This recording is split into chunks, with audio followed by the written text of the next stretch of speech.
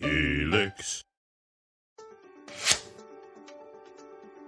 We're real excited to have you here today and to talk with you about how prepared higher ed is to solve the adult upskilling challenge in front of us. 10 years ago, I would say that a college degree was the most obvious opportunity that just about everyone would say workers should be pursuing in order to advance their careers, get a good job, and so on. But I think we're in a slightly different place now. So for adults wanting to reskill, they need to be asking really good questions about a training or credential program. So what occupations is that program training for? What's the labor market outlook for that job in my region? And what's the record of this particular program in terms of placing its graduates in those jobs? And on the flip side of that, institutions really need to be prepared to answer those kinds of questions. In the early days of the pandemic, we saw that people working jobs that could shift to remote work were more likely to have stability in their employment, or if they did lose their jobs, they were the ones who could regain employment more quickly. So what we know is that those jobs tended to be held by people with college degrees.